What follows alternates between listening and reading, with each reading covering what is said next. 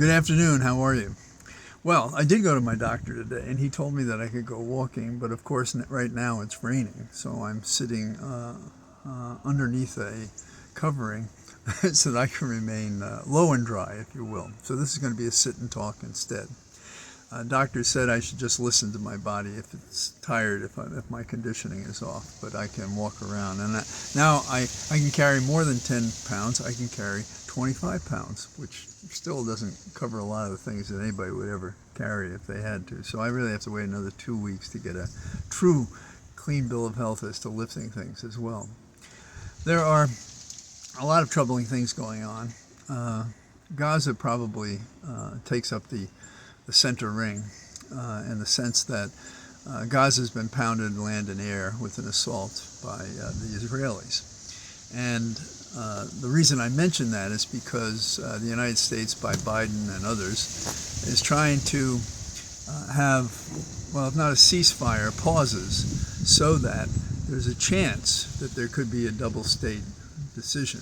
And the American Intelligence Network basically says Hamas is a group of people that, like terrorist groups, they can easily move and change around and so forth, where the Palestinians are a cognizable unit.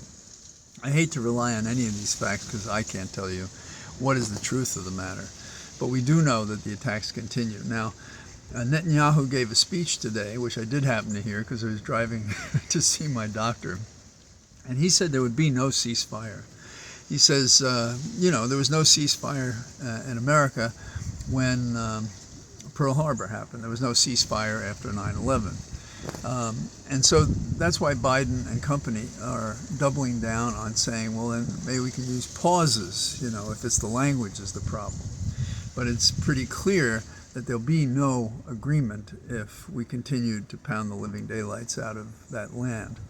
And the question is the southwest Gaza area that Netanyahu says has been set aside, is that really sufficient so that people can escape there and thereby save themselves, particularly when they're not permitted to go there by Hamas for the very reasons that have been articulated, which is the hostages and the citizens are in a way just that, hostages, and used to protect Hamas from these attacks. So I wouldn't say that this is dramatically good. I'd say this is dramatically pretty bad, and I don't see an easy way out. Of course, others criticize Netanyahu for feeling that he has to prove he's right because he was in charge of security and they didn't anticipate this attack. I think that only goes so far, because isn't that the history of surprise attacks? They so study the other side that they find a way to break through, and they don't do it overnight. They spend an extended period of time. 9/11 is certainly an example of that. And to borrow from Netanyahu, so was Pearl Harbor. It didn't happen in a single day. So this is the trashing around. And while this is going on, there's a great division here at home on universities and elsewhere between those who feel one or the other side, Hamas or the Israelis, are the cause of this, and that either is not being faithful, truthful, and helpful. And I may have mentioned that there's a good friend of mine who's a rabbi on the island, Long Island, and we talked, and just him raising the subject makes them consider he a rabbi, a possible anti-Semite. I mean, nothing is more ridiculous. I've known this man for years. So there's a craziness here and abroad, although the White House does seem to be looking for a path that may be out of the terrible death and destruction, and what you could legitimately call war crimes, if there's some way to find and make peace out of that. So, stay tuned. Trump is another interesting question, and that is his threats. And I'm not sure that the muzzle that the federal court would put on him is sufficient. For one thing, I don't know how you exclude the judge from that muzzle, gag order, whatever you want to call it, seeing as how, as a result of some of the things said about the judge, we could easily conclude that the person who thought to try to kill the judge was inspired and led by Trump. And as some commentators have observed, Trump knows that his words can carry this effect.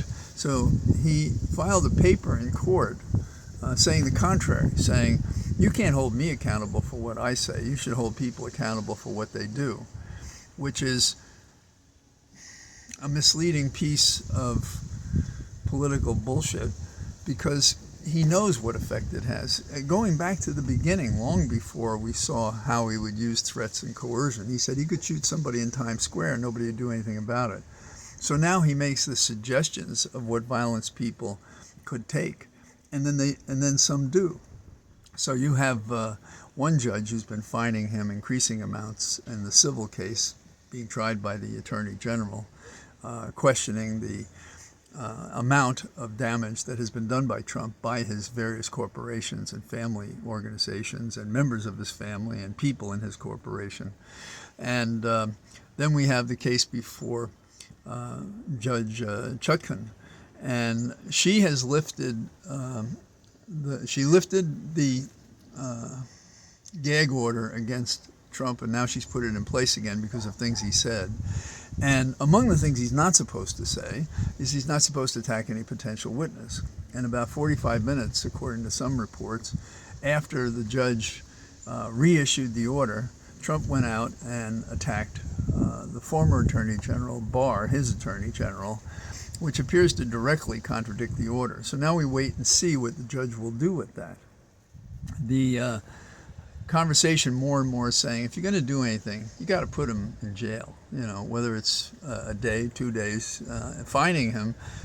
Seemingly, he has a fortune. So who's going to say, give me $1 million? Would that be excessive? But putting him in custody is a statement that is a symbol as well as a substance.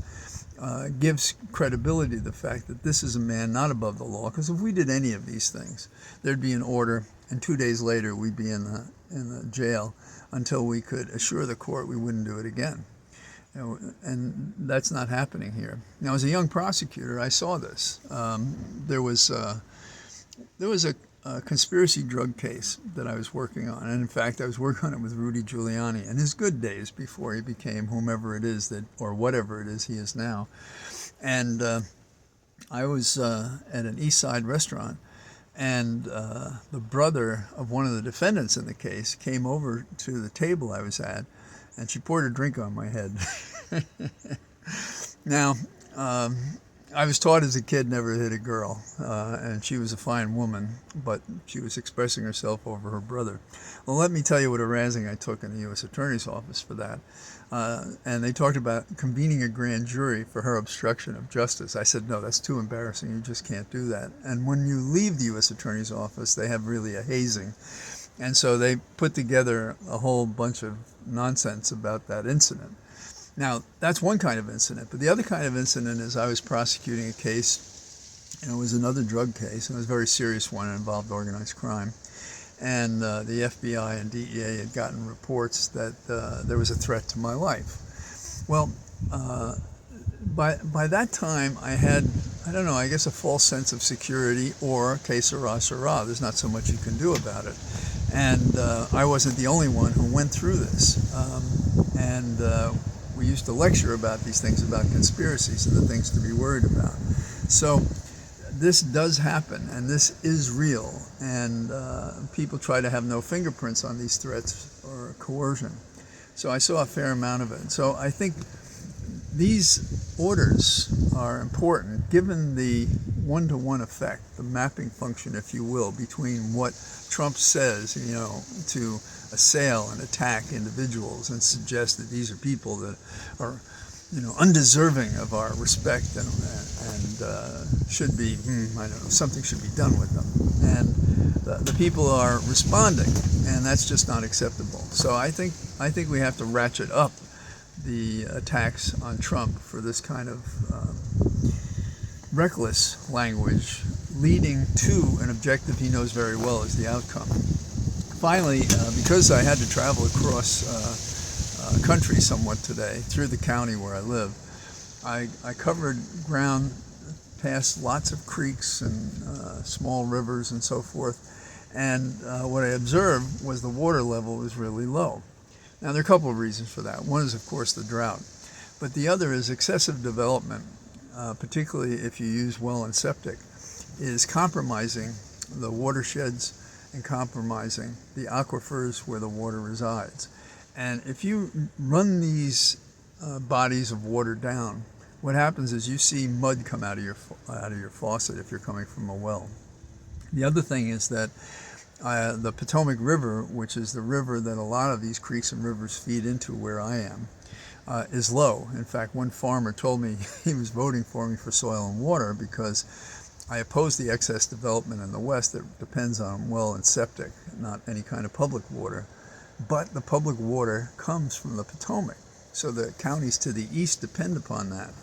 Well, if the water level is going down between the drought and excessive development, which is sucking up the water through straws, not straws, but pipes, obviously, then we're compromising our ability to sustain a community. And I'm sure this is happening across the country. Developers know no limitation as long as they get the dollar and walk out the door. And what you find among some politicians is a pat on the ass is all they need to sell out their public office. They may not even do it consciously. You know, you take them into a room with high chandeliers and crystal on the table and the right drink, you might get them with a glass of wine.